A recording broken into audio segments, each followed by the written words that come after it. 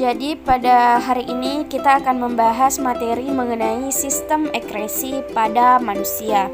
Mendengar kata ekresi, pasti adik-adik di sini semua bertanya-tanya, apa sih itu ekresi dan organ apa saja yang terlibat dalam sistem ekresi pada manusia ini.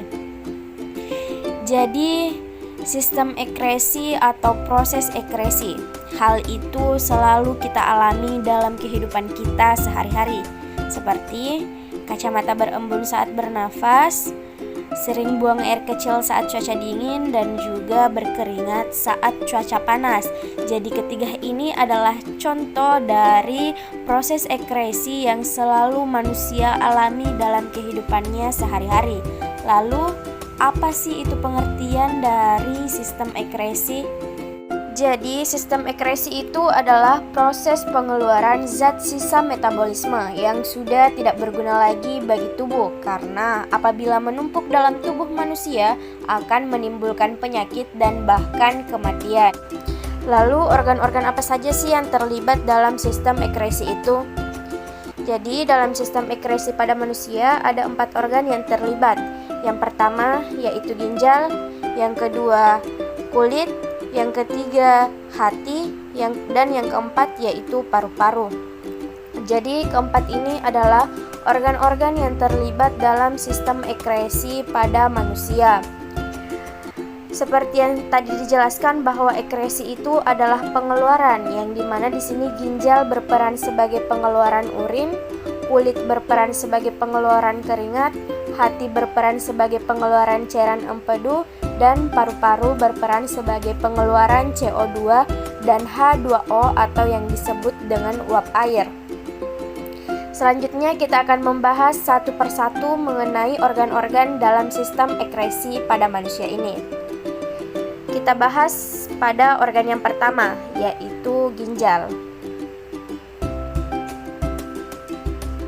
Mengenai letak ginjal pada manusia. Jadi tubuh manusia itu memiliki 2 ginjal yang bentuknya hampir sama seperti kacang merah. Ginjal terletak di bagian kanan dan kiri tulang pinggang di dalam rongga perut, yang dimana letak ginjal kanan lebih rendah dari ginjal kiri karena ginjal kanan ini harus berbagi tempat dengan hati di bagian atasnya. Lalu struktur lapisan ginjal. Jadi, organ ginjal itu memiliki beberapa struktur lapisan. Yang pertama yaitu korteks atau yang disebut dengan kulit ginjal. Yang kedua medula atau sumsum ginjal.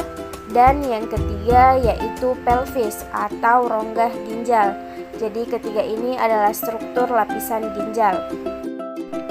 Karena tadi sudah dijelaskan bahwa organ ginjal dalam sistem ekresi pada manusia ini berperan sebagai pengeluaran urin, maka untuk mengetahui proses terbentuknya urin dalam tubuh manusia, maka kita simak video berikut ini. Pembentukan urin terdiri dari 3 tahap. Yang pertama filtrasi, yang kedua reabsorpsi, dan yang ketiga adalah tahap augmentasi. Kita akan mengulas satu persatu tahap tersebut. Yang pertama, tahap filtrasi. Tahap ini atau disebut dengan tahap penyaringan dimulai dari darah masuk ke glomerulus. Kemudian di sini terjadi penyerapan dan hasilnya berupa darah dan juga protein akan diserap kembali, dan zat-zat yang dikeluarkan berupa urobilin, urea glukosa, air, asam amino, dan beberapa ion seperti natrium, kalium, kalsium, dan juga klor atau disebut dengan urin primer. Di sini akan dikeluarkan masuk ke tubulus proksimal. Di tubulus proksimal, tahap kedua yaitu reabsorpsi atau tahap penyerapan kembali zat-zat yang masih diperlukan seperti glukosa, asam amino, ion kalium, dan juga sedikit urea. Hasil dari proses reabsorpsi ini disebut dengan urin sekunder yang mengandung air, garam, urea, dan juga urobilin sebagai zat warna pada urin. Kemudian urin sekunder akan disalurkan menuju tubulus distal. Di sini tahap augmentasi atau pengeluaran zat yang tidak diperlukan ke dalam urin sekunder. Nah, di sini air, ion natrium, klor, dan juga urea masih diserap kembali, sedangkan sisanya akan dikeluarkan berupa urin sesungguhnya. Nah, urin sesungguhnya ini kemudian akan dikeluarkan dari ginjal menuju ke kandung kemih melalui sebuah saluran yang disebut dengan ureter. Dalam kandung kemih, urin akan disimpan sementara sampai penuh.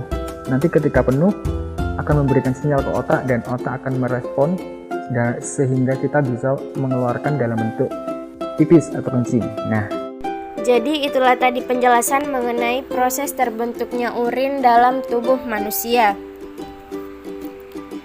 Lalu ada beberapa faktor yang dapat mempengaruhi jumlah urin yang keluar di dalam tubuh manusia. Faktor yang pertama yaitu karena hormon antidiuretik. Yang kedua, suhu atau cuaca. Yang ketiga, kondisi kesehatan. Yang keempat, usia. Yang kelima, gaya hidup dan aktivitas. Dan yang terakhir yaitu karena faktor jumlah air yang diminum. Jadi ini semua adalah faktor-faktor yang dapat mempengaruhi jumlah urin yang keluar di dalam tubuh manusia. Selanjutnya kita beralih ke organ ekskresi yang kedua yaitu kulit. Jadi kulit merupakan lapisan terluar yang membungkus seluruh permukaan tubuh manusia, yang dimana sebagian besar kulit ini ditumbuhi oleh rambut. Jadi kulit pada tubuh kita itu terdiri dari beberapa permukaan dan beberapa lapisan-lapisan penyusun kulit yang terdiri dari kulit ari atau epidermis, yang kedua lapisan kulit jangat atau dermis, dan yang ketiga yaitu kulit bawah atau hipodermis. Yang pertama yaitu kulit ari atau epidermis. Jadi kulit ari atau epidermis ini mudah mengelupas dan terdapat pigmen melanin di dalamnya, yang dimana pigmen melanin inilah yang merubah warna kulit manusia menjadi warna hitam. Selanjutnya yaitu lapisan kulit jangat atau dermis.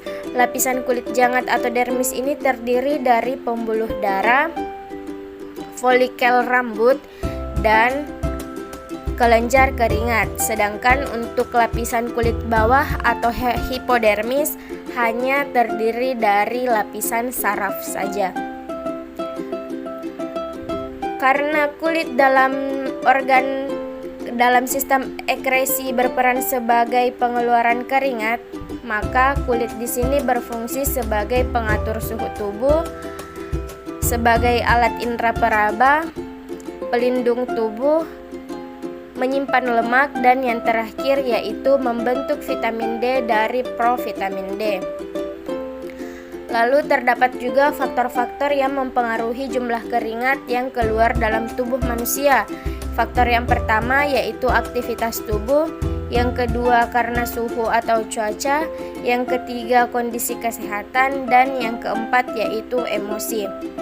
Jadi sampai di sini adik-adik sudah paham ya mengenai organ ekskresi yang kedua yaitu kulit. Selanjutnya kita beralih ke organ ekskresi yang ketiga yaitu hati.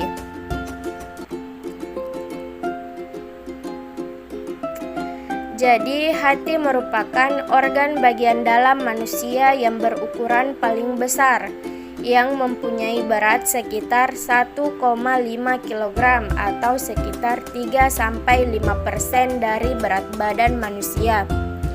Dan hati ini berada di bagian atas sebelah kanan abdomen dan di bawah tulang rusuk. Selanjutnya yaitu struktur hati.